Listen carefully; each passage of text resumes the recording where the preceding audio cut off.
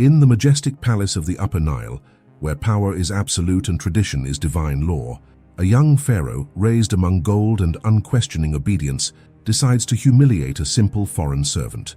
Before the entire court, he commands her to play a strange instrument brought from distant lands, the piano. He expects her to fail. He expects her music to be as insignificant as her place in society. But when her fingers touch the keys, something unthinkable happens. A breathtaking melody rises into the air, filled with emotion, strength, and a raw talent no heart can ignore. In an instant, everything changes. The woman meant to remain invisible becomes unforgettable.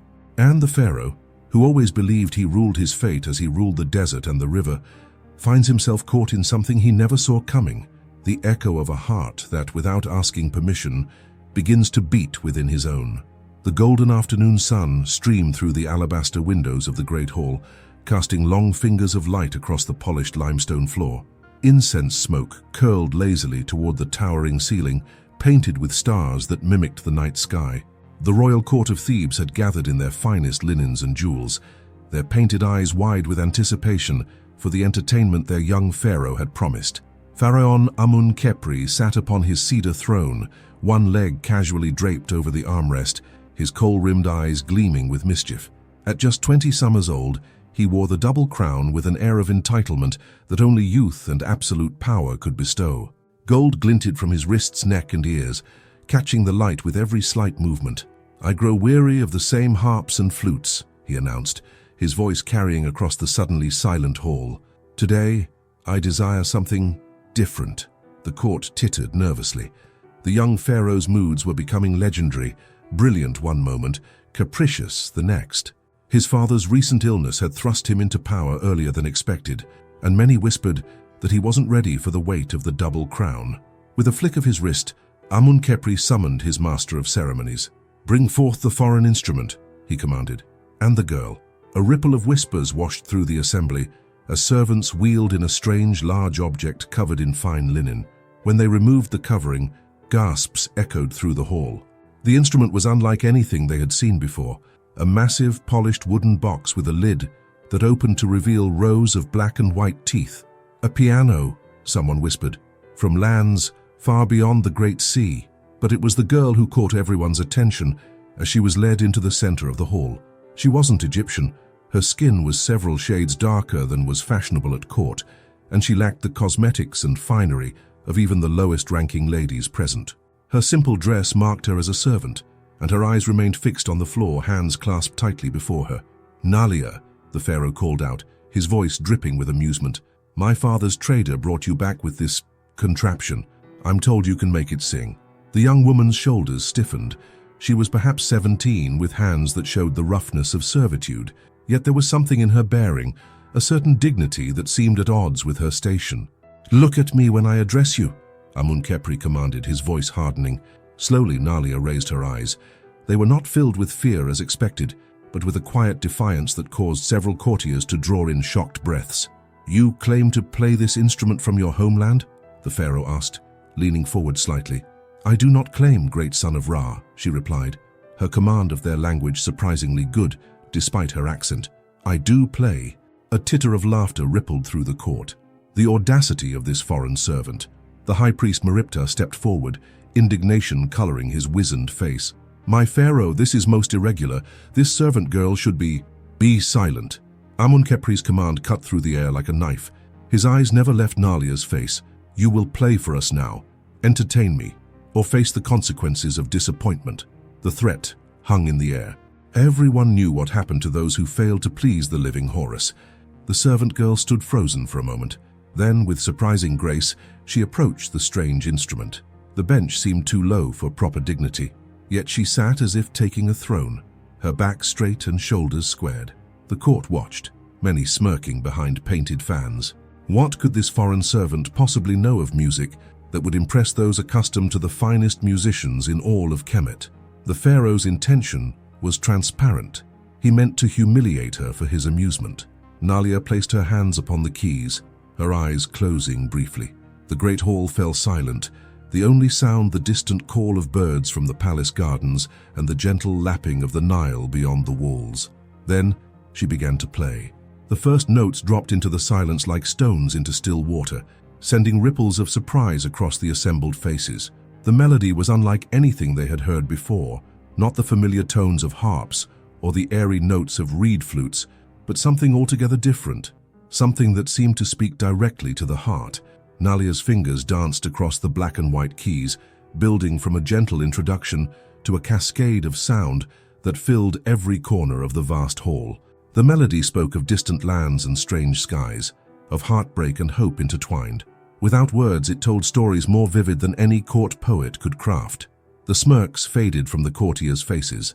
The high priestess Neferura, who had been whispering snide comments to her companions, fell silent, her heavily lined eyes widening in spite of herself. Even the stern guards at the entrance stood transfixed, their ceremonial spears forgotten in their hands. As for Amun-Kepri, the casual posture had vanished. He sat upright, gripping the arms of his throne, his expression transformed from smug amusement to utter amazement. This was not what he had expected. This was not humiliation, but revelation. Nalia seemed to have forgotten where she was. Her eyes were closed, her body swaying slightly with the music, every fiber of her being given to the instrument beneath her fingers.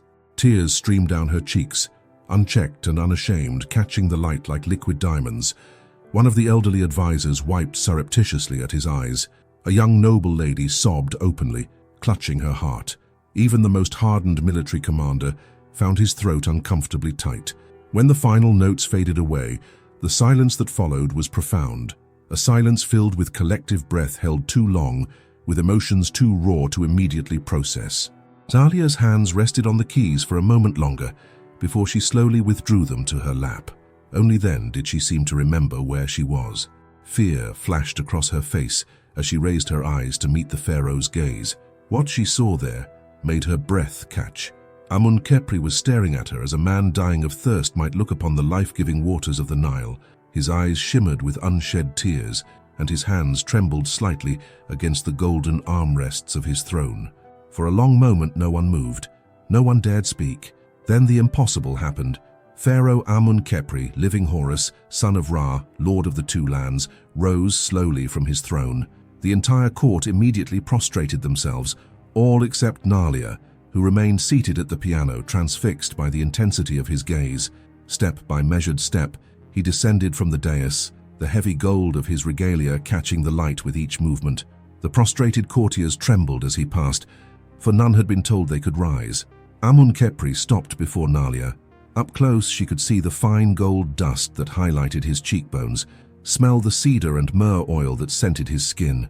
His eyes, lined with kohl that swept up toward his temples, searched her face with an intensity that made her heart race. "What magic is this?" he whispered, his voice too low for any but her to hear. "What sorcery do you work with those hands?"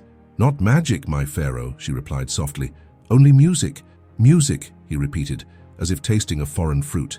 "I have heard 1,000 musicians in this hall.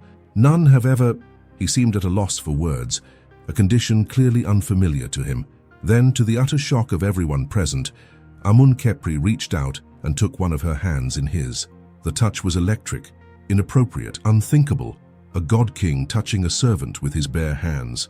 Gasps erupted throughout the hall, followed by scandalized murmurs that quickly died away when the pharaoh shot a quelling glance over his shoulder. "Play again," he commanded, but this time his voice held no mockery, no threat. It was almost a plea. And as Nalia turned back to the keys, her heart thundering in her chest, she felt something shift in the very air of the great hall, something fundamental and irreversible.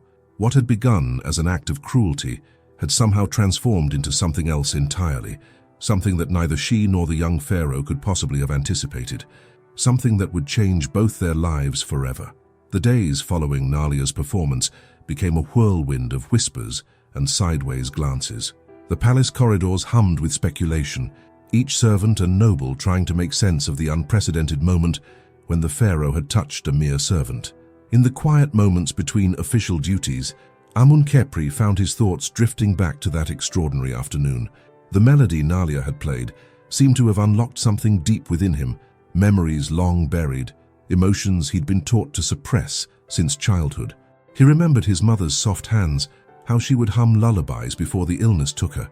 He recalled the isolation of royal childhood, surrounded by servants and advisors, but never truly touched by genuine human connection.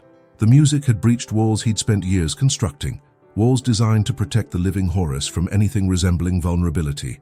One humid evening, as the sun dipped below the horizon and painted the Nile in hues of burnished gold and deep crimson, Amun-Kepri made a decision that would shock the entire court. He summoned Nalia to his private chambers. The room was a sanctuary of luxury, alabaster walls adorned with intricate hieroglyphs, cedar furniture inlaid with gold and lapis lazuli, sheer linens billowing from open windows that overlooked the royal gardens. Scrolls of papyrus lay carefully arranged, maps of distant lands and astronomical charts, testament to the young pharaoh's intellectual curiosity. Nalia entered with measured steps, her posture a delicate balance between servitude and an emerging dignity. She wore a simple blue linen dress, her hair braided with subtle elegance that spoke of her homeland's traditions. "You wished to see me, great son of Ra?" Her voice was steady, but a slight tremor betrayed her inner tension. Amun-Kepri sat on a low couch, gesturing for her to sit on a nearby cushioned stool.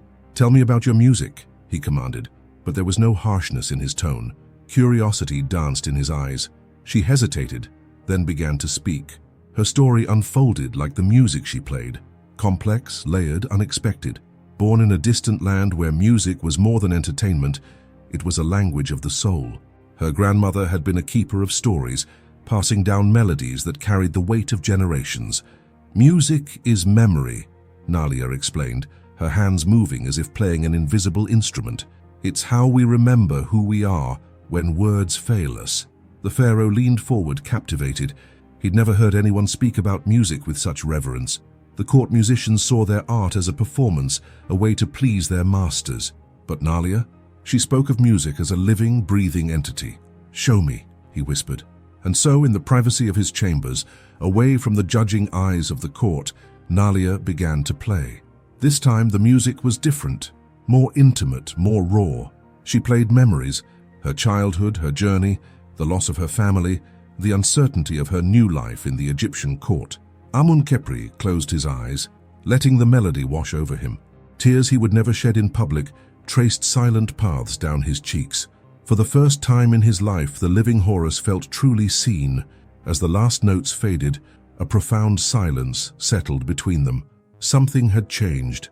The boundaries between servant and master, between stranger and confidant, had blurred into something neither could easily define. "Who are you, Nalia?" Amun-Kepri asked, his voice barely a whisper. She met his gaze, no longer looking down. "I am whoever the music allows me to be."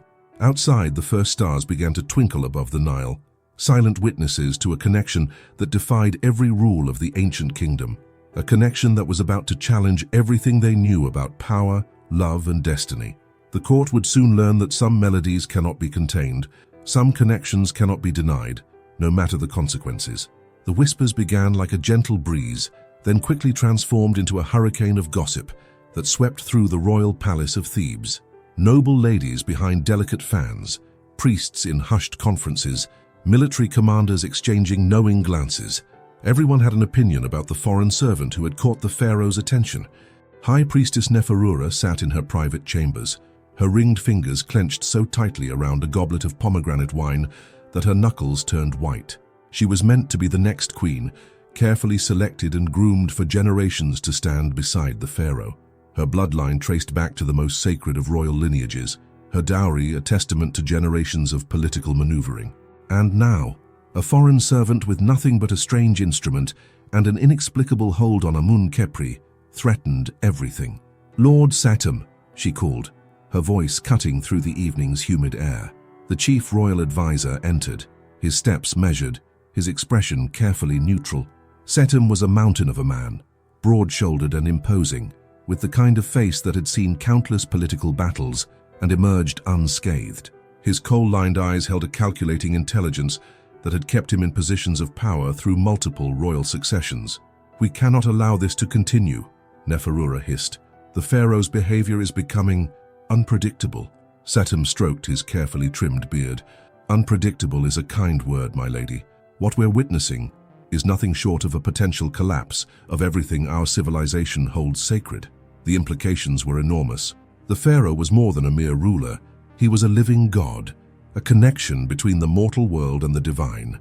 Every action, every relationship was carefully scripted, designed to maintain the delicate balance of power that had sustained Egyptian civilization for thousands of years. And now this outsider was rewriting those sacred rules. The Great Consejo Solar will not stand for this, Neferura continued. The Solar Council, a group of the most powerful priests and advisors, held ultimate religious and political authority. They could make or break a pharaoh's reign with a single declaration. Lord Setem poured himself some wine, the golden liquid catching the last rays of sunset streaming through the chamber's intricate latticed windows. We must proceed carefully. Direct confrontation could push the young pharaoh into a more rebellious stance. Meanwhile, in another part of the palace, the murmurs took on different tones. Some servants spoke in hushed admiration. A foreign girl who had captured the pharaoh's attention. It was the stuff of legends, of those rare moments when fate seemed to laugh at carefully constructed social hierarchies. "Did you see how he looked at her?" one young handmaiden whispered to another. "It was like she was the only person in the entire world." The political machinations were complex. Neferura represented the traditional path, a marriage that would strengthen political alliances, continue royal bloodlines, maintain the intricate web of power that had sustained the kingdom for generations. She was beauty personified, educated in every royal art, her family connections spanning the entire Nile Delta. Nalia represented something entirely different, an unknown, a wild card, a melody that threatened to shatter centuries of tradition. Lord Setem and Neferura began to plot. Not an outright attack, no, that would be too crude. They would need to be subtle, create doubts, raise questions about Nalia's origins, her intentions, plant seeds of suspicion that would slowly grow, poisoning the young pharaoh's infatuation. "We'll need to know everything about her," Setem murmured, tracing a finger along the rim of his wine goblet. "Her past, her family, her true motivations." Neferura's lips curled into a smile that didn't reach her eyes. "And we will find those weaknesses. Everyone has them." As night fell over Thebes, the palace became a chessboard, each movement calculated, each whisper a potential weapon. The young pharaoh and his foreign musician remained blissfully unaware of the storm gathering around them. But storms, once summoned, are not easily controlled. The sacred order of things trembled on the edge of a knife, waiting to see which way it would fall. The great hall buzzed with tension, the air thick with unspoken challenges and barely contained scandal. Amun-Kepri stood at the center, his hand intertwined with Nalia's, a gesture so provocative, so unprecedented, that the entire court seemed to collectively hold its breath. It was more than a touch. It was a declaration. Lord Setem's face turned to stone, his carefully cultivated composure cracking at the edges. High Priestess Neferura's jeweled fan trembled almost imperceptibly, her coal-lined eyes narrowing to dangerous slits. "My lord," Setem stepped forward, his voice a carefully modulated blend of respect and warning. "Such an act is most irregular." Amun-Kepri turned, his gaze a challenge. "Irregular?" The word dripped with contempt. "I am the living Horus. What is regular is what I decree." Nalia stood beside him, her hand still clasped in his. She was no longer the trembling servant who had first been brought to play the piano. Something had transformed within her, a quiet strength that radiated from her very being. Her simple linen dress seemed to shimmer with a dignity that outshone the most elaborate royal garments. The high priests exchanged glances. This was more than a momentary infatuation. This was a fundamental challenge to everything they held sacred, the bloodlines, the traditions, the very fabric of royal succession. Neferura's voice cut through the silence, sharp as a sacrificial blade. The sacred traditions of Kemet cannot be cast aside for a momentary passion. But passion? What was happening between Amun-Kepri and Nalia was something far deeper. Those who watched closely could see it. A connection that transcended the physical, a bond that seemed to vibrate with the same resonance as Nalia's music. The Great Consejo Solar would not remain silent for long. Already, whispers of emergency meetings circulated. The ultimatum was coming, a choice that would define not just a reign, but potentially the future of the entire kingdom. Conserve the throne, or pursue a love that defied every sacred law. As if sensing the gathering storm, Amun-Kepri pulled Nalia closer. His voice when he spoke was soft enough for only her to hear. "They will try to separate us," he whispered, "but they do not understand. "You are the melody I never knew I was missing." Nalia's response was equally quiet, but filled with a resolve that surprised even herself. Let them try. The court watched, transfixed. This was no longer just a personal drama. This was a moment that would be etched into the very stones of history. A moment when the immovable traditions of an ancient civilization came face to face with something far more powerful, a love that refused to be contained. The game had changed. And nobody, not the priests, not the nobles, not the centuries of tradition, could predict what would happen next. The ultimatum came swiftly, like a falcon's sudden descent. 7 days. That was all Nalia would be given to prove her worth to the Solar Council. 7 days to transform from a foreign servant into someone worthy of standing beside the pharaoh. The challenge was designed to be impossible, a labyrinth of cultural nuances, religious protocols, and social intricacies that would crush even the most educated noble. Enter Senenmut, the rebellious scribe. A slight man with eyes that burned with an intellectual fire, Senenmut had long existed on the periphery of court life, too smart to be dismissed, too unconventional to be fully embraced. When he heard of Nalia's challenge, something sparked within him, a desire to challenge the system that had always sought to contain free thought. "They expect you to fail," he told Nalia, spreading out scrolls in a secluded palace library. Papyrus rustled beneath his careful fingers, ancient wisdom waiting to be decoded. "But we will make them see you differently." Their lessons began at dawn, continued through the scorching midday heat, and stretched into the quiet hours of the evening. Senenmut became a bridge, teaching Nalia the intricate dance of court language, the subtle meanings behind every gesture, the weight of each carefully chosen word. "In our world," he explained, grinding herbs to make ink, "silence can be more powerful than speech. A tilt of the head, the way you hold your hands, these speak volumes." Nalia was a remarkable student. Her musical training had given her a sense of rhythm and pattern that translated beautifully into learning. She absorbed the complex court protocols like a sponge, her natural grace helping her internalize movements that took noble-born children years to master. The court watched, fascinated and horrified. Lord Setem and Neferura observed the preparations with barely contained contempt. They were certain Nalia would fail. How could a foreign servant possibly learn the intricacies of their most sacred traditions in mere days? But Senenmut saw something they did not. Nalia wasn't just learning, she was transforming. Each lesson peeled back another layer, revealing a woman of extraordinary depth and intelligence. "The hieroglyphs are like music," she would say, tracing complex symbols. "Each mark is a note, each sentence a melody."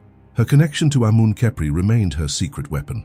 The pharaoh supported her quietly but powerfully, ensuring she had access to the best tutors, the most sacred texts. His love was both her shield and her motivation. As the days passed, whispers began to change. The servants who had initially mocked her now spoke of her with a mixture of respect and awe. She was becoming something more than just a servant, more than just a foreigner. She was becoming a force to be reckoned with. The final test was approaching. 7 days would soon become a moment of truth that would determine not just her fate, but potentially the future of the kingdom itself. The ancient stones of the palace seemed to hold their breath, waiting. The festival of Hathor arrived in a blaze of torchlight and perfumed incense. Across Thebes, people adorned their homes with blossoms and symbols of the goddess of love, music, and beauty. But nowhere was the celebration more elaborate than within the palace walls, where golden statues of the cow-headed goddess caught the light of 1,000 oil lamps. This year's celebration carried unprecedented weight. Tonight, Nalia would be formally presented to the court as a potential queen, an event that sent shockwaves through the carefully stratified society of ancient Egypt. In her chambers, Nalia stood before a polished bronze mirror, barely recognizing herself. Gone was the simple servant's dress, replaced by garments of the finest linen, so sheer it seemed to capture the light itself. Gold adorned her wrists and neck, and a subtle application of kohl rimmed her eyes, accentuating their depth and intensity. "Remember," Senenmut's voice was calm beside her, "tonight is not about becoming someone else. It's about showing them who you truly are." The transformation went far deeper than clothing or jewels. Through sleepless nights and grueling days, Nalia had internalized not just the customs and protocols of the Egyptian court, but its soul, the intricate, beautiful complexity of a civilization thousands of years in the making. She'd learned to walk like royalty, to speak with measured grace, to understand the subtle politics that flowed beneath every interaction. But more than that, she'd maintained her essence, the fierce intelligence and genuine warmth that had first drawn Amun-Kepri to her. "I'm ready," she said, more to herself than to Senenmut. When she entered the great hall, her steps measured and graceful, a ripple of astonishment passed through the assembled nobles. This was not the timid servant they had expected. This was a woman who moved with quiet confidence, who held herself with dignity that couldn't be taught. High Priestess Neferura's painted lips tightened into a thin line. Lord Setem's heavy-lidded eyes narrowed in assessment. The transformation was undeniable, but both remained convinced that blood would ultimately trump all other considerations. No amount of training could erase the fact that Nalia lacked royal heritage, the divine bloodline that connected the pharaohs to the gods themselves. Amun-Kepri sat upon his throne, his expression carefully neutral despite the pride that surged within him. Protocol demanded that he show no favoritism, that this night must proceed according to sacred tradition. But his eyes followed Nalia's every movement, caught every subtle gesture that spoke of her intensive preparation. The formal rituals began: presentations, offerings to the goddess, ceremonial dances that told the ancient story of Hathor's birth. Through it all, Nalia maintained perfect composure, participating with a grace that seemed to come from someplace deeper than mere training. Then came the tests, subtle but significant challenges embedded within the celebration. Questions about ancient texts, complex theological concepts, intricate matters of state that would confound even well-educated nobles. "Tell us," Meripta, the oldest priest, challenged her, his voice reedy with age and skepticism. "How does the goddess Hathor relate to the balance of Ma'at?" The silence that followed was thick with anticipation. Many in the court leaned forward, expecting, perhaps hoping to see her falter.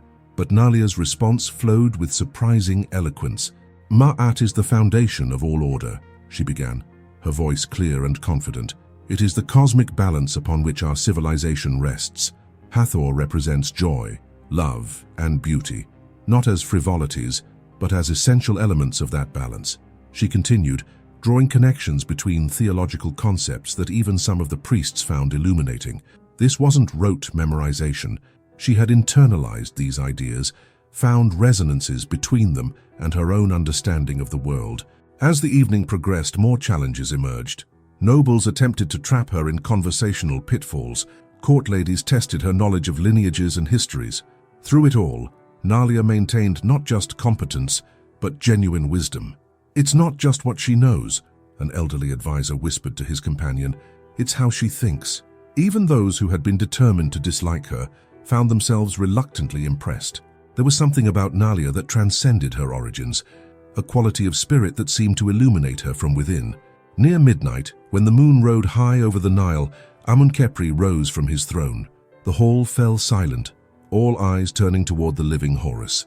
"The goddess Hathor blesses those who bring beauty and harmony into the world," he said, his voice carrying to every corner of the vast hall. "Tonight, we have witnessed something rare, a soul that embodies those qualities not through birth but through the strength of her spirit." He descended the dais steps, breaking protocol yet again, and extended his hand toward Nalia. The court held its collective breath. This was more than a gesture, it was a declaration. Nalia rose, her movements fluid and graceful, and placed her hand in his. The touch was electric, a tangible connection that sent murmurs rippling through the assembly. Even Neferura, consumed though she was with jealousy and outrage, could not deny the power of the moment. There was something between these two that defied conventional understanding, a bond that seemed to transcend the physical world. But the battle was far from over. As the celebration wound to its conclusion and nobles filtered out into the star-strewn Egyptian night, plots and whispers continued. The Solar Council had not yet rendered its final judgment. Lord Setem and Neferura huddled with their allies, strategies forming even as the incense smoke dissipated. Nalia had passed this test, but greater challenges lay ahead. The question that hung in the air, unspoken but omnipresent: could love, even one as powerful as this, truly defy the weight of thousands of years of tradition? As she retired to her chambers, exhausted but exhilarated, Nalia gazed out at the moonlit Nile. The ancient river flowed on, as it had for countless generations, indifferent to the human dramas played out along its banks. Tomorrow would bring new trials, but tonight, for this moment, she had shown them all a glimpse of what was possible when courage and love aligned.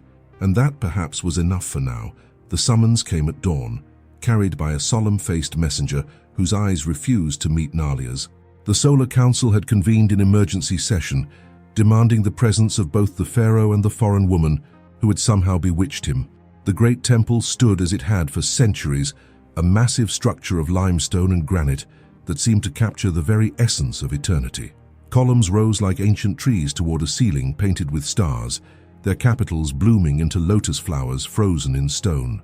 Hieroglyphs adorned every surface, telling stories of gods and kings, of order imposed upon chaos. Here, in this sacred space, the past and present collided. Here, tradition would make its final stand. Nalia entered with measured steps, her heart thundering beneath the fine linen of her dress. Though she had prepared for this moment, the weight of history pressing down from the massive stone columns seemed almost overwhelming. Generations of pharaohs had walked these floors, communed with the gods in these very chambers. Who was she to challenge such entrenched power? The Solar Council awaited them, 12 figures seated in a perfect semicircle, their faces impassive masks beneath elaborate headdresses. At their center sat an elderly man whose deeply lined face spoke of decades of service to the throne. This was Pharaoh Amenhotep, Amun-Khepri's father, who had retreated from public life as illness steadily claimed his strength. Despite his physical frailty, his eyes remained sharp, missing nothing as his son entered the chamber.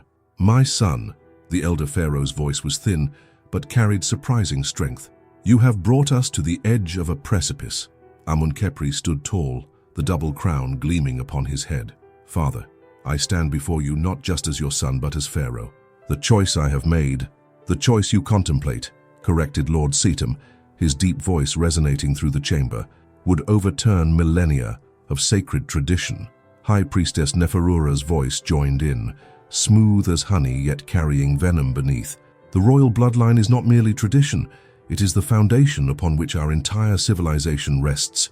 The pharaoh is divine because he carries the blood of the gods themselves."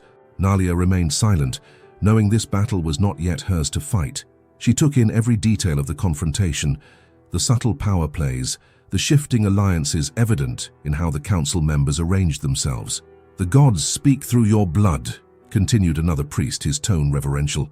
"To dilute that bloodline is to threaten our connection to the divine." Amun-Khepri's response was measured, each word carefully chosen. "If the gods truly speak through blood alone, how do you explain the music this woman brings into the world? I have heard the divine in her melodies. I have seen the light of Ra himself in her eyes." A ripple passed through the assembly. This was dangerous territory, a theological challenge that threatened to undermine centuries of carefully constructed belief. "Infatuation," dismissed Lord Seatham with a wave of his ringed hand. "A temporary madness that will pass." "No." Amun-Khepri's voice hardened. "This is no passing fancy. This is a recognition of something rare and precious, a soul that mirrors my own, not because of blood, but because of something far deeper." The elder pharaoh studied his son's face, seeing there a determination that reminded him painfully of his own youth. "You would choose this woman over your sacred duty?" The question hung in the air, heavy with implication. "I choose both," Amun-Khepri replied. "I will fulfill every sacred duty, honor every tradition that serves our kingdom, but I will not sacrifice my heart on the altar of politics." Lord Seatham stepped forward, abandoning all pretense of diplomacy. "This is unacceptable. If you persist in this foolishness, the council will have no choice but to..." "To what?" Amun-Khepri's voice was suddenly dangerous, reminding everyone present that beneath the polished diplomat was a man capable of terrible wrath. "To oppose the living Horus? To challenge the will of the son of Ra?" The silence that followed was profound. Then, rising to his full height, despite the pain evident in every movement, the elder pharaoh spoke words that no one had anticipated. "My son stands at a crossroads that many pharaohs have faced before him, the choice between duty and heart. What makes him extraordinary is his refusal to believe these paths must diverge." The old man's eyes found Nalia, studying her with an intensity that seemed to peer directly into her soul. "I see in this woman something remarkable, not royal blood perhaps, but a spirit that carries its own form of divinity."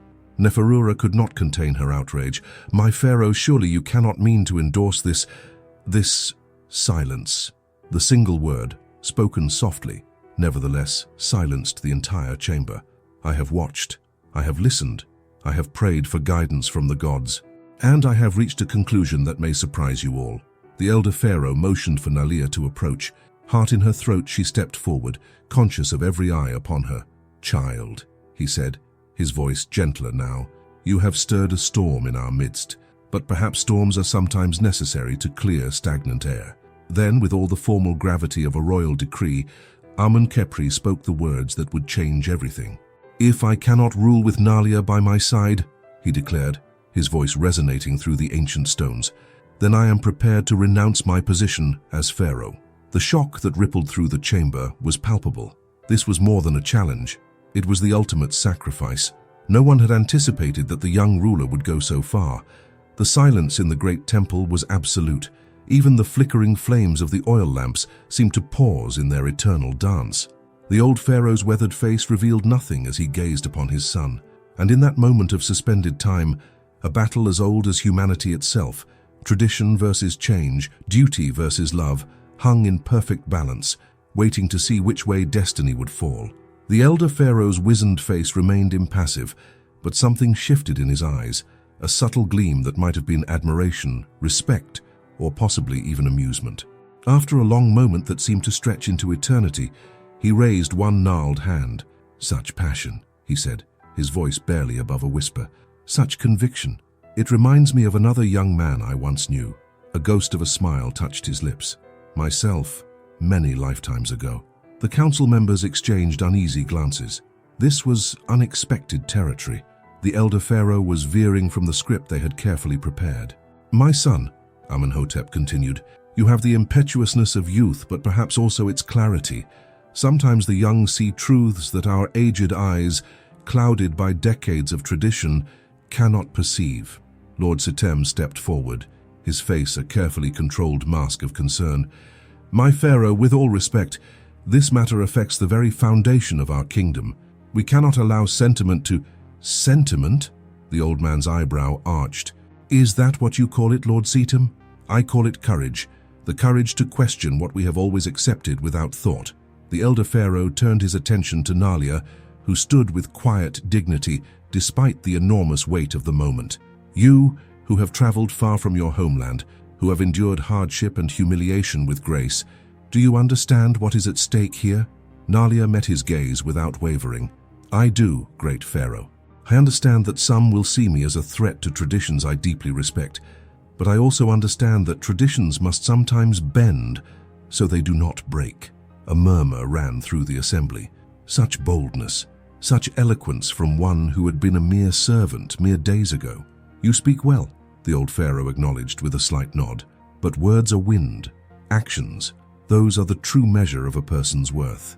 He straightened in his throne, suddenly appearing more vital than he had in months. "I propose a final challenge, one that will settle this matter once and for all." The council members leaned forward, intrigued despite their resistance. "Music," the elder pharaoh declared, "was your entry into our world. Let it now be your final test." He outlined his challenge with unexpected precision. Nile would perform in the Temple of the Sun at high noon the following day. There, before the most sacred statues of Ra, Amun, and Osiris, she would play a melody that must move even the most hardened heart.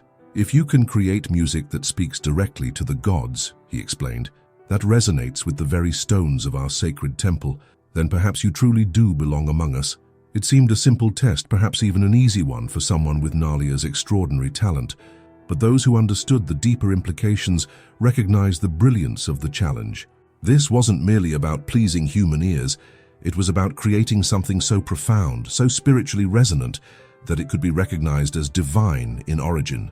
"I accept," Nalia said without hesitation. The elder pharaoh nodded, a strange light in his eyes. "Then we are adjourned until tomorrow. May the gods guide your fingers, child." As the council dispersed, whispers flying between small clusters of officials, Amun-Kepri moved to Nalia's side. "My father is giving you a chance," he murmured, "but make no mistake. This test will be more difficult than it appears." The weight of the challenge settled over Nalia as they left the great temple. This wasn't just about playing beautifully or technically well. This was about touching something eternal, about proving that her music, and by extension her soul, could bridge the gap between mortal and divine. As night fell over Thebes, Nile sat alone in her chambers, fingers hovering over the piano keys but not pressing down. What melody could possibly meet such a challenge? What music could convince skeptics, appease traditionalists, and most importantly express the truth of her heart? Outside her window, the eternal Nile flowed silver under moonlight as it had for countless generations. In its steady current, Nile found a strange comfort. The river had witnessed the rise and fall of pharaohs, the construction of monuments, the slow evolution of an entire civilization. It had seen countless human dramas play out along its banks, and through it all, it had continued its journey to the sea. Perhaps there was wisdom in that constancy, a reminder that change and tradition were not enemies, but partners in the dance of existence. With renewed clarity, Nile placed her fingers on the keys and began to play. This would not be music to impress or entertain. This would be music to reveal to herself, to Amun Khepri, to the council, and perhaps even to the gods themselves, the truth that lived within her soul. Tomorrow would bring the final challenge. Tomorrow, her destiny would be decided. For tonight, beneath the watchful eyes of ancient stars, she prepared her heart for whatever might come. Dawn broke over Thebes in a blaze of golden light. The great temple of the sun seemed to catch fire as the first rays of Ra touched its eastern face, illuminating hieroglyphs that had witnessed the passage of countless generations. Inside her chambers, Nile stood before an array of elaborate royal garments, shimmering fabrics, gold-threaded cloaks, jeweled collars, and headdresses fit for a queen. Gifts from those who had come to support her, each more lavish than the last. She touched them gently, appreciating their beauty, but then turned away. "None of these," she said softly to the handmaidens who had been assigned to prepare her. "I have something else in mind." The women exchanged worried glances. This was not the day for simplicity or modesty. This was the day Nile would stand before the gods themselves. But Nalia's mind was made up. From a simple cedar chest, she withdrew a garment of her own design, a dress of linen dyed the color of the deepest blue, the shade of the sky just before dawn. Not royal purple, not the vibrant red of power, but a color that spoke of depth, of mystery, of the eternal. "This," she said with quiet certainty. The dress was simple in cut, allowing freedom of movement, but the careful details spoke of meticulous craftsmanship. Along the neckline and sleeves, tiny pieces of lapis lazuli had been sewn in patterns that mimicked the flow of the Nile. It was not a dress of ostentation, but one of understated elegance. As the handmaidens helped her dress, Senenmut arrived, his eyes widening at her unusual choice. The council will expect me to try to impress them," Nile interrupted gently. "But this is not about impressing anyone. This is about being true to who I am." The scribe studied her for a long moment, then nodded slowly. "You understand something that many spend lifetimes failing to grasp." Her hair was dressed simply, adorned with only a single lotus flower. When offered elaborate makeup, she accepted only the subtlest application of kohl around her eyes, not to beautify but to honor the tradition of the land that had become her home. No gold adorned her fingers, which would need to be free to dance across the piano keys. A single bracelet of lapis lazuli, matching the accents on her dress, encircled her wrist, a gift from Amun Khepri on the night she had first played for him in private. When the preparations were complete, the handmaidens stepped back, their expressions a mixture of concern and admiration. Nile stood before them, not dressed as a queen, not adorned as nobility, but radiating a quiet dignity that no amount of jewels could have conveyed. "You look," Senenmut struggled to find the right words, "like yourself, but more." In that moment, something profound had shifted. The transformation that had begun days ago was complete. Nile was no longer the trembling servant who had been thrust before the court as an object of ridicule.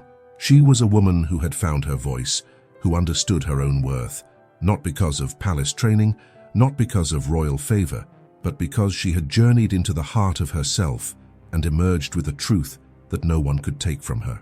As she made her way through the palace corridors, servants and nobles alike stepped aside, their eyes following her with a mixture of curiosity and respect. There was something different about her, an inner radiance that seemed to illuminate her from within. Outside the Temple of the Sun, the entire court had gathered. The morning air buzzed with tension and anticipation. This was more than a test of one woman's musical ability. This was a moment that would define the future of the kingdom itself. Amun-Kepri waited at the entrance, resplendent in his royal regalia. When he saw Nalia approaching, his eyes widened in surprise, then softened with understanding. "You could have dressed as a queen," he said softly when she reached him. Nalia met his gaze, her eyes clear and steady. "I am dressed as myself. That is all I can or should be." A smile touched the corners of his mouth. "And that," he whispered, "is why I love you." Together they turned toward the massive temple doors. The final challenge awaited. But regardless of what happened next, Nalia had already achieved something remarkable. She had found herself amidst the chaos of a world that had tried to remake her in its own image, and in that discovery lay a power that no royal decree, no council judgment, no ancient tradition could ever diminish. The Temple of the Sun stood as a testament to human devotion, massive columns rising toward the heavens, their surfaces etched with the deeds of gods and kings. Each pillar, thicker than 3 men could encircle with their arms, supported a ceiling so high that birds sometimes flew beneath it, their wings catching the sacred incense that curled upward in lazy spirals. The walls, covered in hieroglyphs meticulously painted in vibrant blues, reds, and golds, told stories of creation, judgment, and divine intervention, a visual history of a civilization's relationship with its gods. Sunlight streamed through strategic openings in the ceiling, creating paths of golden light that seemed to connect earth and sky. These beams illuminated specific statues and altars at precise times of day, an architectural marvel designed to remind mortals of the celestial order that governed their lives.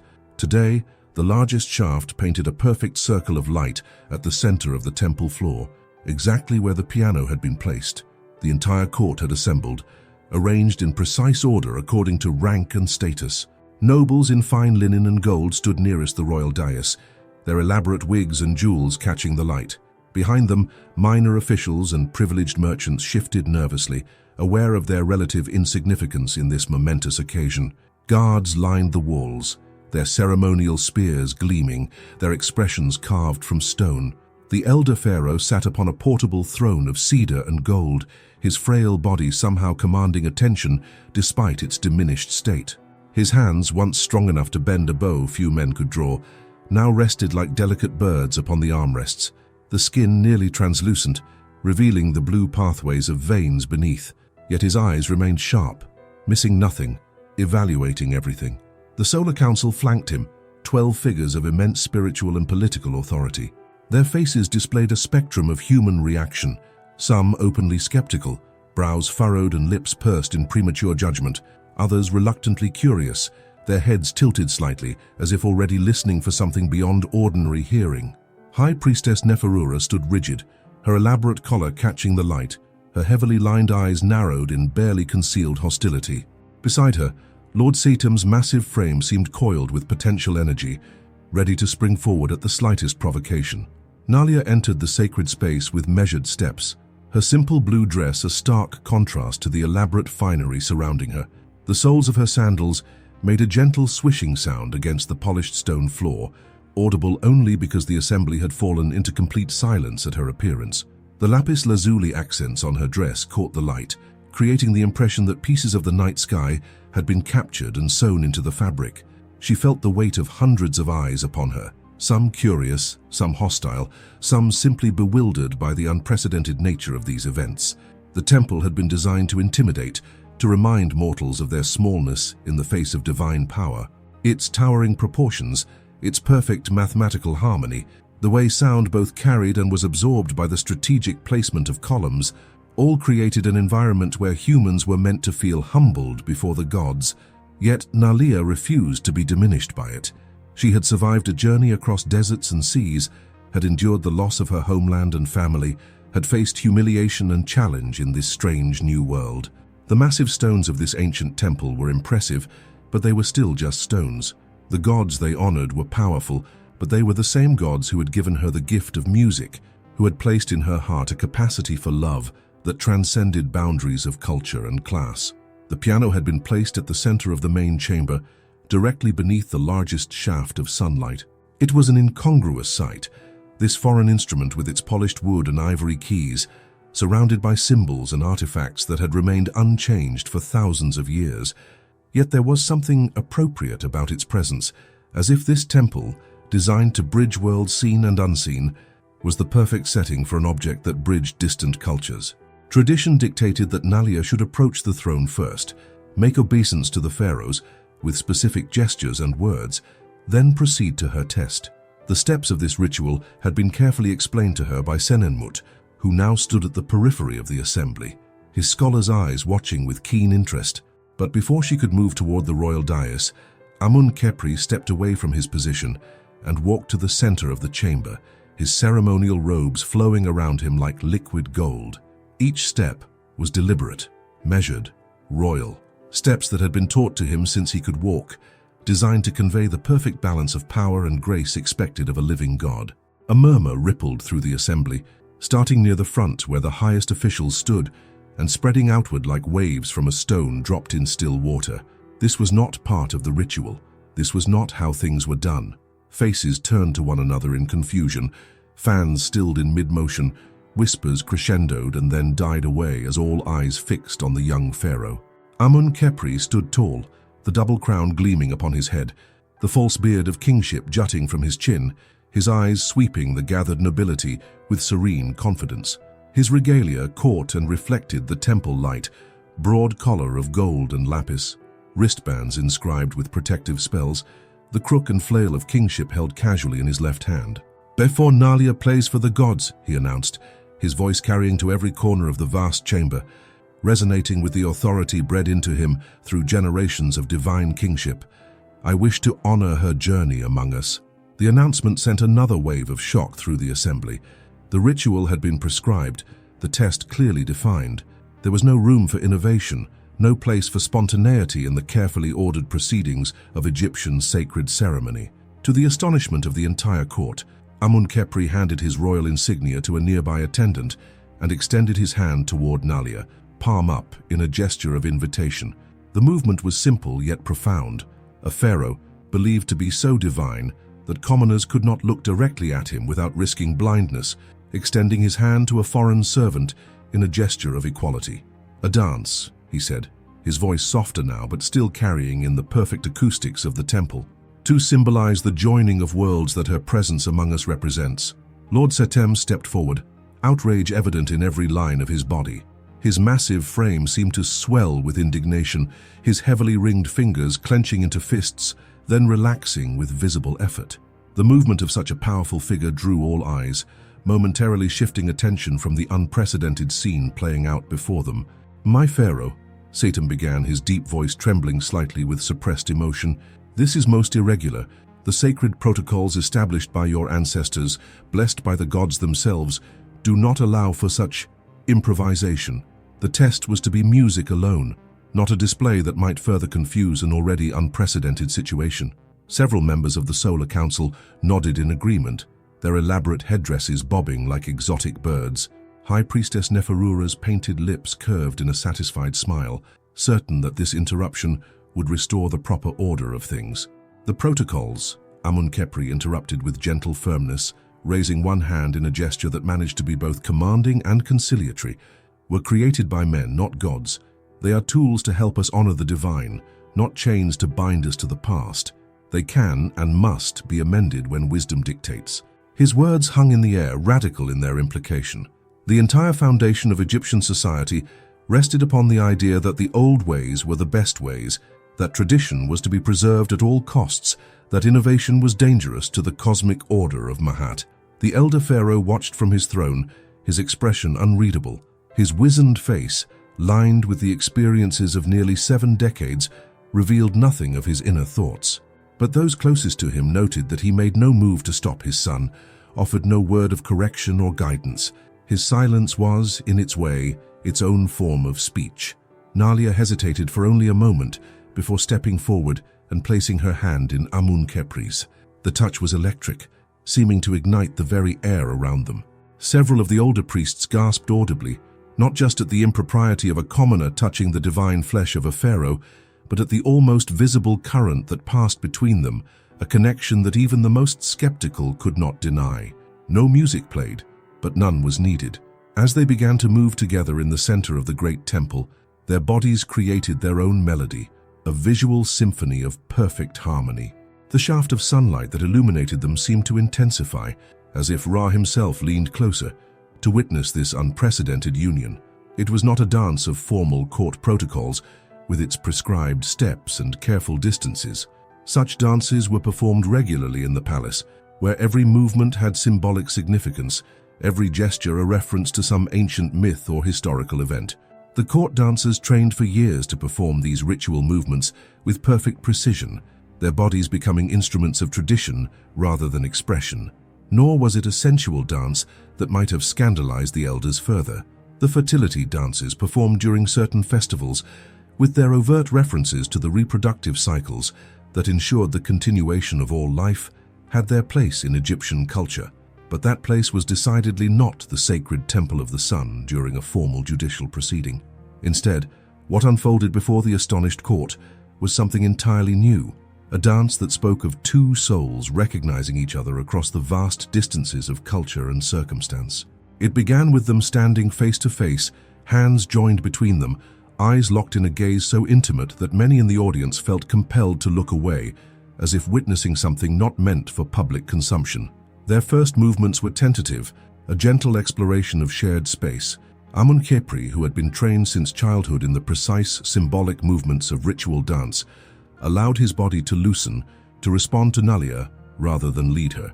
His years of training were evident in his perfect balance, his controlled strength, but there was something new in his movement, a freedom, a joy that transformed the ritual into something living and breathing. Nalia brought her own cultural heritage to the dance, movements that spoke of distant lands with different rhythms, different relationships to music and motion. Her hands traced patterns in the air that no Egyptian had seen before, her feet finding pathways across the stone floor that seemed to create their own geography. There was a fluidity to her movement that contrasted beautifully with Amun-Khepri's more structured style. Together, they created something that honored both traditions while transcending them. As the dance progressed, they moved in widening circles around the piano, their bodies finding perfect counterpoint. When Amun-Khepri extended an arm in a gesture that recalled the sacred ibis in flight, Nalia responded with a dipping motion that mimicked the Nile's flow. When she spun in a spiral that evoked the desert winds of her homeland, he grounded her with movements solid as the pyramids themselves. The court watched, transfixed. Even those most opposed to their union could not deny the beauty of what they witnessed. There was a rightness to their movement together, a harmony that seemed to echo the divine order itself. Young nobles watched with parted lips, their cynicism momentarily forgotten. Hardened military commanders found themselves holding their breath, recognizing in this dance something akin to the perfect coordination they sought in battle, a wordless communication, a trust that transcended the need for commands. As the dance progressed, something remarkable happened. The shaft of sunlight that fell from the ceiling began to shift, following the natural progression of the sun across the sky. But instead of moving past them, it seemed to envelop the dancing couple, bathing them in golden light that transformed them into living statues of gold. This light, normally a predictable feature of the temple's design, behaved in ways that defied architectural explanation, widening to encompass both dancers no matter where they moved across the floor. The high priestess Neferura's hand flew to her mouth, her eyes wide with shock and unwilling recognition. For all her political opposition to this union, she was first and foremost a servant of the gods, trained to recognize divine signs when they appeared. "A sign," she whispered to those nearest her voice trembling with reluctant awe. "The light of Ra himself favors them."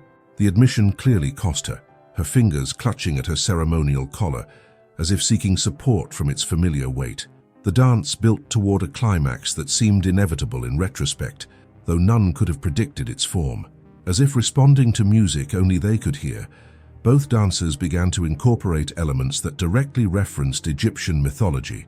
Nalia's arms forming the protective wings of Isis, Amun-Khepri's stance widening into the eternal stability of Osiris. Together they enacted, without prior planning or discussion, a visual representation of the creation myth itself. Chaos transforming into order, division giving way to unity, darkness yielding to light. When at last the dance concluded, Amun-Khepri and Nalia stood facing each other, hands joined between them, the golden light seeming to pulse around them like a living entity. Their breath came quick but controlled, their eyes locked in a gaze of such profound connection that many in the audience found themselves looking away, feeling like intruders on a moment of sacred intimacy. The temple held its collective breath, witnessing something that went beyond politics, beyond tradition, a moment of pure connection. In that suspended moment, even the most hardened opposers felt a grudging recognition that perhaps there was indeed something here that transcended ordinary understanding, something that might just possibly have the blessing of the gods themselves.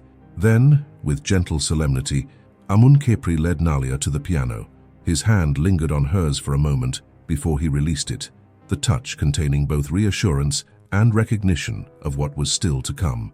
As she took her seat, adjusting her simple blue dress with unconscious grace, he stepped back, joining his father on the royal dais. The elder pharaoh leaned toward his son, his movement so slight that only those nearest could detect it. His lips barely moved as he spoke, but in the perfect acoustics of the temple, his words carried to Amun-Kepri with crystal clarity. "Her bold move," he murmured, his voice neither approving nor condemning, simply observing with the neutrality that came from decades of watching the human drama unfold in all its complexity. "A necessary one," Amun-Kepri replied softly, his eyes never leaving Nalia's form at the piano. "Some truths cannot be spoken, they must be shown." Nalia sat before the instrument, her hands hovering above the keys like birds about to take flight. The weight of the moment pressed upon her like the desert sun, yet she found within herself a core of calm certainty.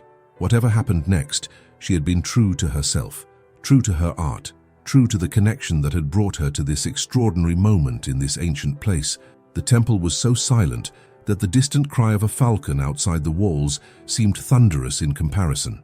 The collective held breath of hundreds created a pressure in the air, a tangible expectation that hung like the incense smoke in the golden shafts of light. The moment of truth had arrived. Her music would now determine not just her fate, but perhaps the future of an entire kingdom.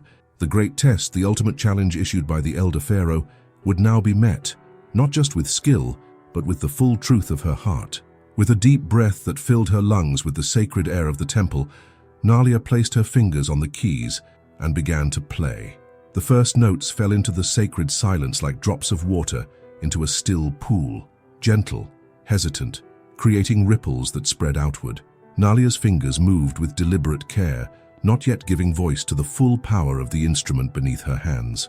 These opening notes were questions, tentative explorations, an invitation rather than a declaration. The temple's perfect acoustics carried each sound to the farthest corners, where even servants and guards could hear with crystal clarity. The piano, foreign though it was to Egyptian ears, seemed to find a natural home in this space, designed to amplify the human connection to the divine. Slowly, with the patience of a storyteller who knows the value of anticipation, Nalia built upon these simple beginnings. Her left hand established a rhythm that evoked the eternal flow of the Nile, steady, life-giving, the heartbeat of an entire civilization. Her right hand began to weave melodies above this foundation, melodic lines that spoke of journey and discovery. The high priest Meripta tilted his head, his ancient face furrowing in concentration. Though he would never admit it aloud, the music stirred something within him, memories of childhood perhaps, of simpler times, before the weight of sacred responsibility had settled upon his shoulders. Nalia closed her eyes, letting the music flow through her rather than from her. This was not the time for technical display or mere emotional manipulation. This was a moment of truth-telling through sound, of revealing her heart to these strangers who held her fate in their hands. The melody transformed, growing more complex, more layered. Those in the audience with musical training recognized themes being introduced, developed, then transformed, like characters in a story encountering challenges that changed them irrevocably. One theme spoke clearly of loss, the abandonment of homeland, the grief of paths not taken. The notes climbed and fell like waves of sorrow, touching something universal in all who listened. Even Lord Seatham, determined though he was to remain unmoved, found himself swallowing hard, his thoughts turning unexpectedly to his own long-buried griefs. Another theme emerged from the first, hesitantly at first, then with growing confidence, a melody of resilience, of finding strength in the darkest moments. This wasn't the brash confidence of one who had never suffered, but the hard-won wisdom of someone who had faced despair and chosen to continue despite it. Nalia's body swayed slightly as the music intensified, her connection to the instrument so complete that the boundary between player and piano seemed to dissolve. Her blue dress caught the shifting light, creating the illusion that she was partially submerged in the sacred waters of the Nile itself.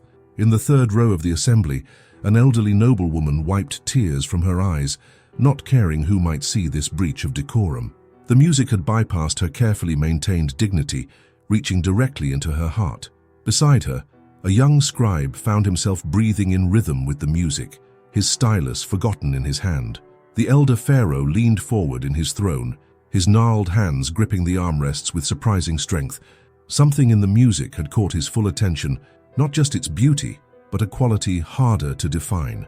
A truthfulness, perhaps, an authenticity that cut through pretense. As the composition developed, something remarkable began to happen.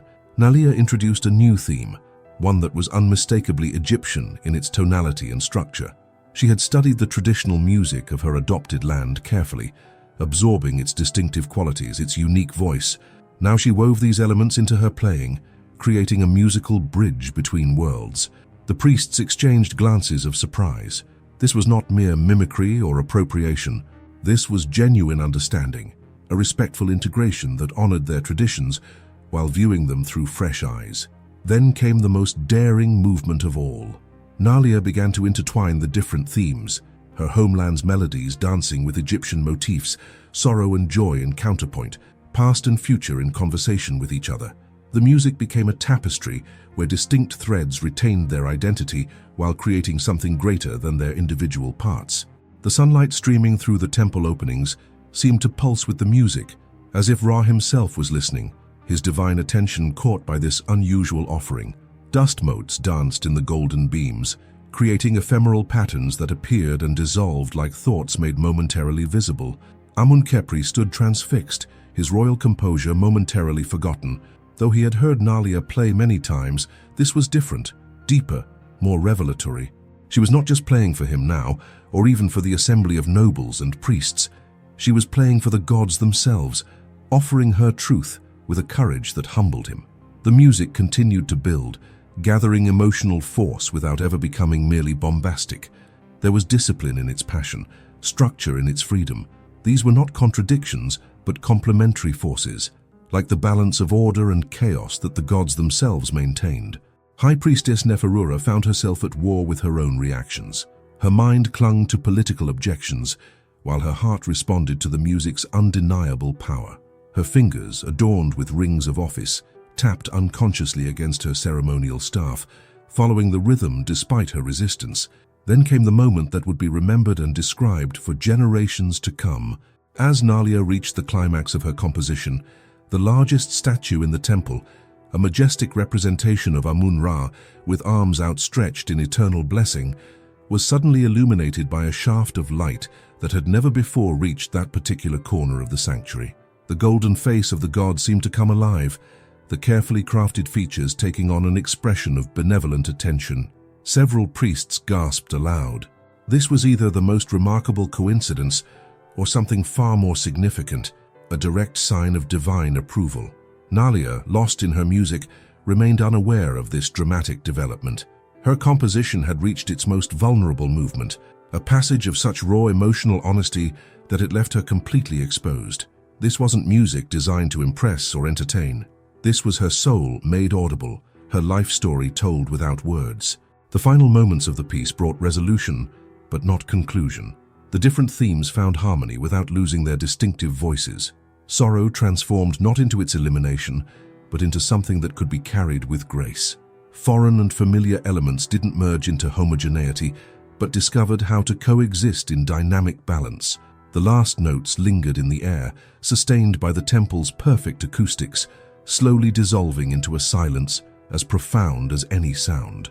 For several heartbeats, no one moved. No one dared break the spell that had fallen over the assembly. Nile sat with her hands still resting on the keys, her eyes closed, her breath coming in gentle waves. She had given everything, held nothing back. Whether it would be enough, she couldn't know, but she had been true to her art, true to herself, true to the love that had brought her to this extraordinary moment. The elder pharaoh was the first to move.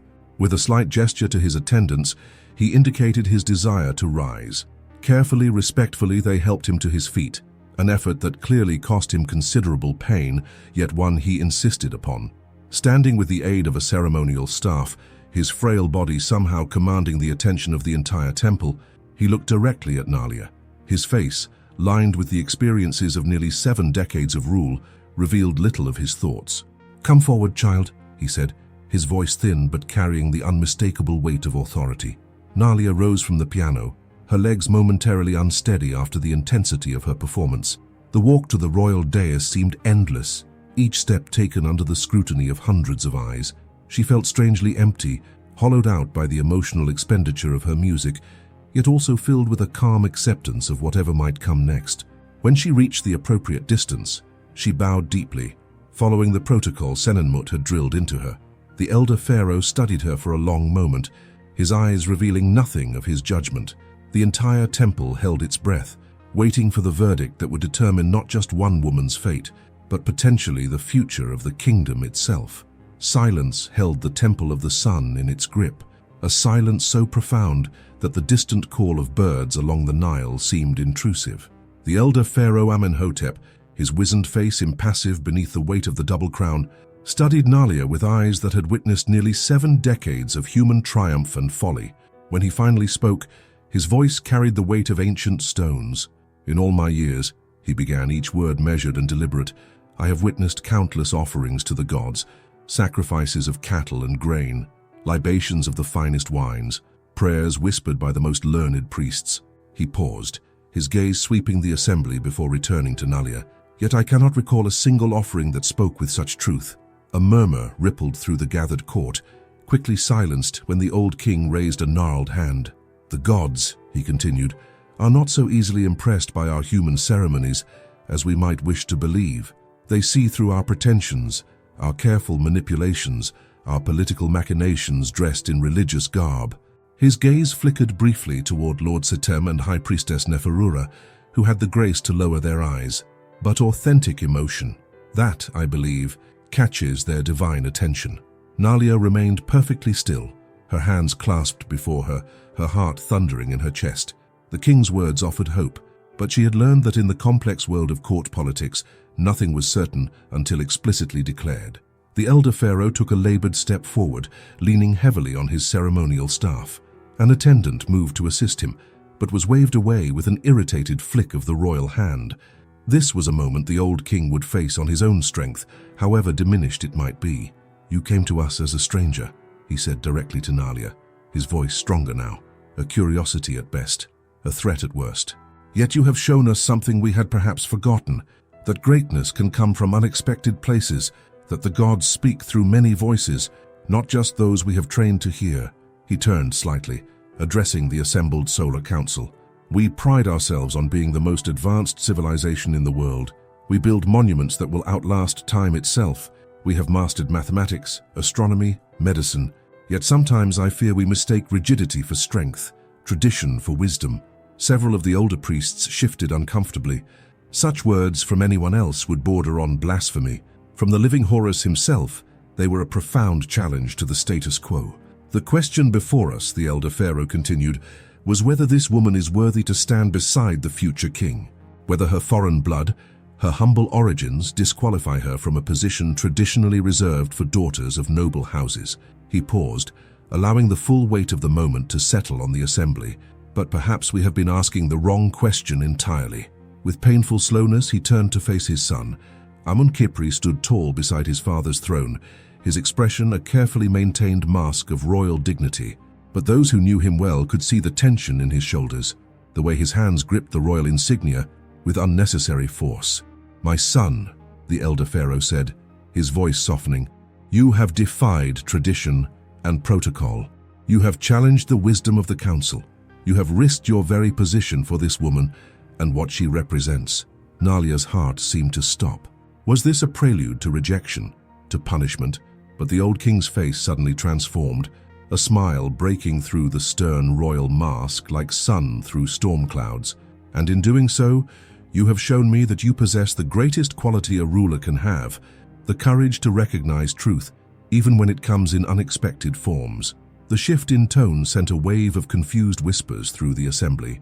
The Solar Council members exchanged glances, some alarmed, others thoughtful. "I have watched you both," the old king continued, "not just today but in the days leading to this moment. I have seen not just passion, which is fleeting, but a genuine recognition between souls, a harmony that, yes, reminds me of the music we just heard." His gaze shifted between his son and Nalia.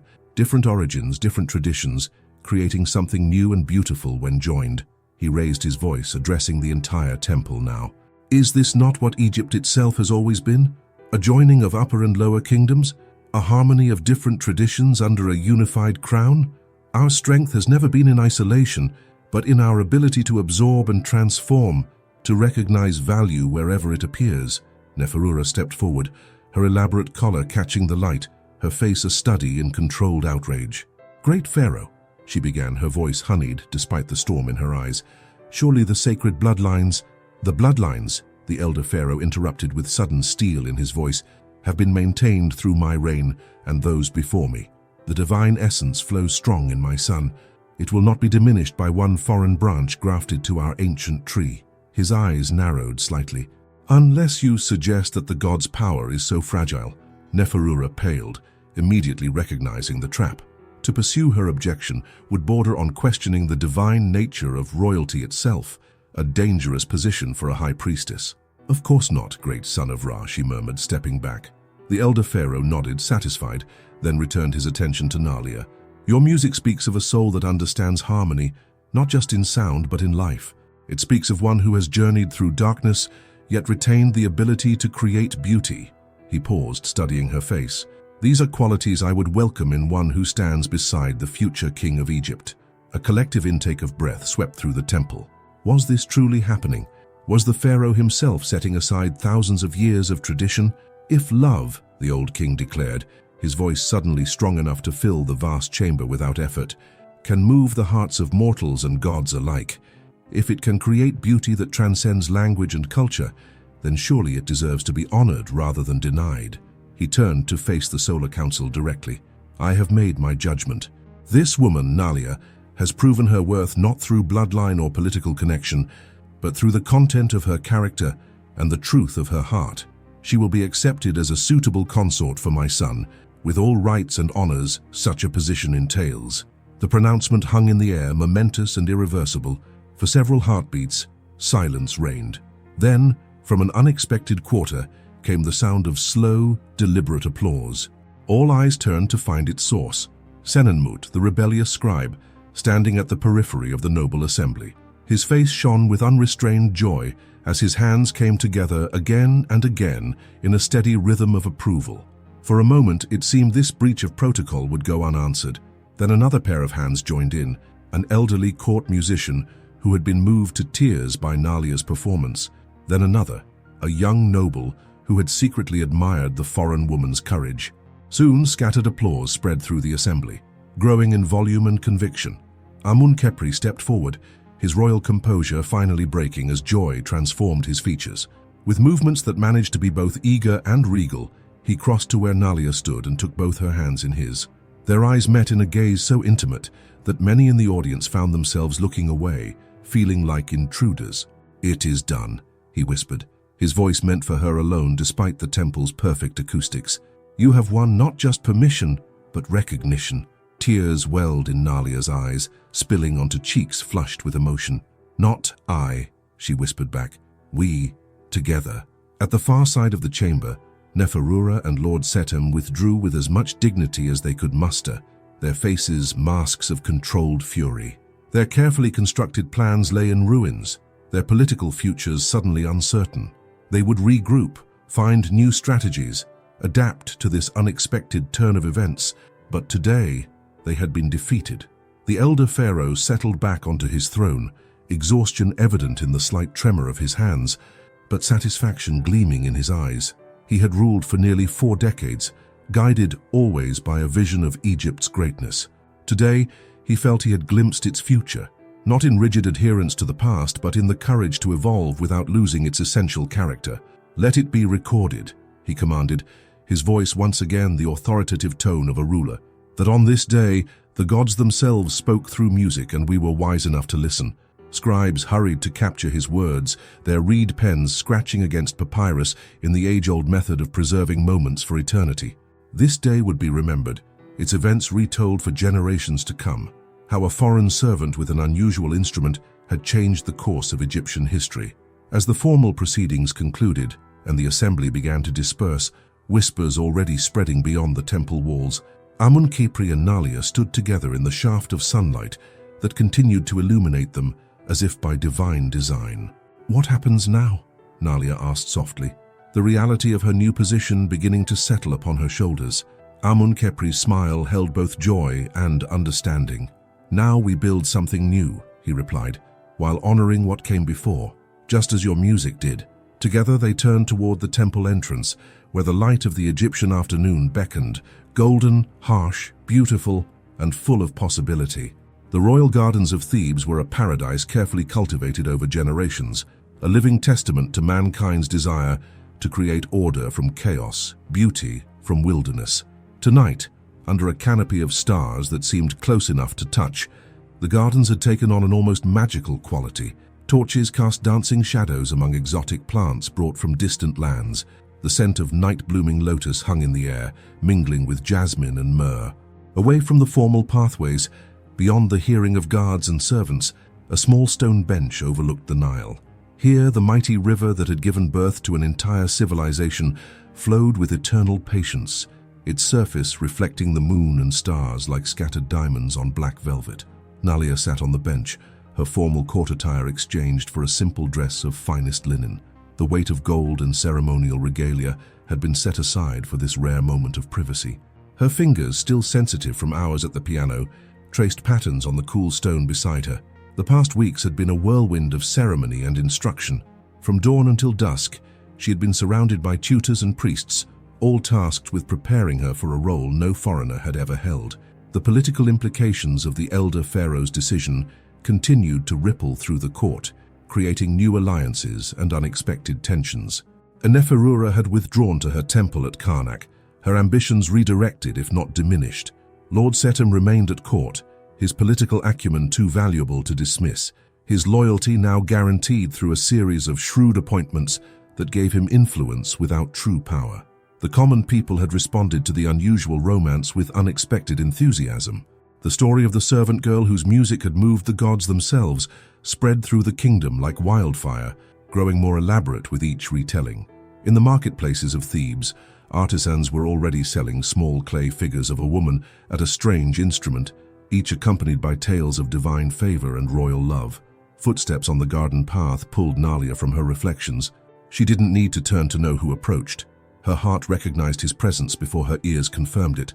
Amun-Khepri appeared from between flowering oleander bushes, his royal regalia also set aside in favor of a simple kilt and minimal jewelry. In these private moments, he was not Pharaoh-to-be, not son of Ra, not living Horus, just a man seeking connection with the woman who had changed his world. "I thought I might find you here," he said, settling beside her on the bench, close enough that their shoulders touched lightly. The palace walls can feel confining, even when they're made of the finest alabaster. Nalia smiled, letting herself lean slightly against him.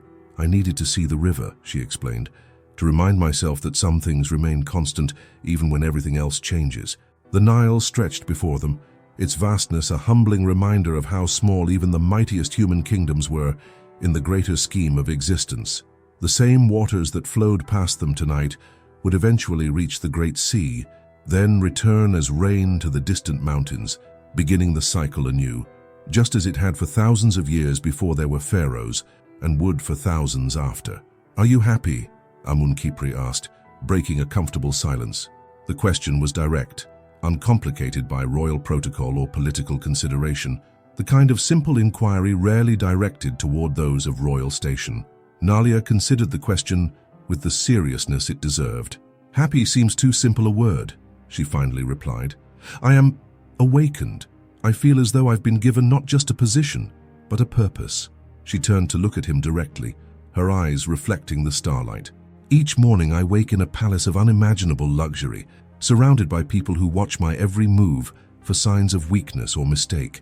I study traditions and protocols so ancient and complex that no single person fully understands them all. A small furrow appeared between her brows. There are moments of terror, of wondering if I can possibly meet the expectations now placed upon me. There are nights when I dream of my homeland, of the simpler life I once knew. Amun-Kepri listened intently, his expression revealing nothing of his own response to her honesty. And yet, Nalia continued, her face softening, when I sit at the piano, when I create music that bridges worlds, when I see understanding dawn in the eyes of even the most skeptical priest, in those moments, I know with absolute certainty that I am exactly where I am meant to be. Her hand found his in the darkness, their fingers intertwining with practiced ease. So yes, I am happy, but it's a happiness woven through with challenge, purpose, and growth. A complex chord rather than a simple note. Amun-Kepri smiled, recognizing in her words the wisdom that had first drawn him to her. You continue to teach me, he said softly, about music, about life, about seeing beyond the boundaries we too often accept without question. Above them, a shooting star traced a brilliant path across the heavens, a momentary flash of light against the eternal dark, beautiful in its brevity. My father's health continues to fade, Amun-Kepri said, after another comfortable silence. The royal physicians give him perhaps a season, no more.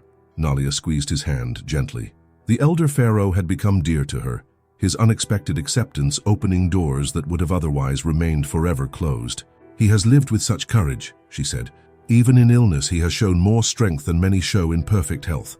He sees in you what I saw, Amun-Kepri replied. Not just beauty or talent, but a spirit that refuses to be diminished by circumstance. He turned to face her fully. Egypt will need that spirit in the days to come. Change is coming, whether the priests and nobles wish it or not. The world beyond our borders grows more complex, more interconnected. The weight of future responsibility hung between them, not just as individuals, but as leaders of a civilization that had withstood the test of time through a careful balance of tradition and adaptation. We will face it together, Nalia said with quiet certainty. Not by abandoning what makes Egypt great, but by helping it grow while keeping its roots strong. Her expression grew thoughtful, like music that honors traditional forms while finding new harmonies within them. A night bird called from a nearby acacia tree, its song hauntingly beautiful in the darkness. From the direction of the river came the gentle lapping of water against stone steps, a rhythm as old as the land itself. Amun-Kepri reached out, his fingers gently tracing the curve of Nalia's cheek. Do you know what I think of when I'm surrounded by counselors arguing about grain storage or military strategies, or diplomatic marriages with foreign kingdoms? She shook her head slightly, her eyes never leaving his. I think of that first moment, when music flowed from your fingers and everything I thought I knew about the world shifted beneath my feet. His voice dropped to a whisper, meant for her ears alone. You are the melody I never knew I had been waiting to hear. The words hung in the night air, simple yet profound. In that moment they were not future rulers of a mighty civilization, not symbols or political pieces or objects of gossip and speculation. They were simply two souls who had recognized each other across impossible distances, who had defied convention and circumstance to create something new and beautiful together. Nalia leaned forward until her forehead rested against his. And you, she whispered back, are the harmony that makes my melody complete. Above them, the eternal stars continued their silent journey across the heavens. Below, the ancient river flowed onward to the sea, and between these constants, in a garden filled with night-scented flowers, two people from different worlds found in each other something rare and precious, a love that, like the finest music, transcended the boundaries of language, culture, and time itself. A love that would, in its own way, become as much a part of Egypt's legacy as the pyramids reaching toward the stars, or the mysterious Sphinx watching over endless desert sands. Proof that sometimes the most powerful force in human experience is not conquest or monuments or even the grandest temples, but the simple, profound connection between two hearts beating in perfect harmony. Nalia's courage reminds us that sometimes the most powerful revolutions begin with a single heart, refusing to be silenced. Which moment touched you most deeply? Was it her first performance, or perhaps that breathtaking temple dance? Share your thoughts below. I read every comment. Subscribe for more tales that connect us across time and culture, and don't forget to turn on notifications. Our previous story, The Lighthouse Keeper's Daughter, awaits your discovery. Until next time, remember, The most beautiful melodies often come from the most unexpected places,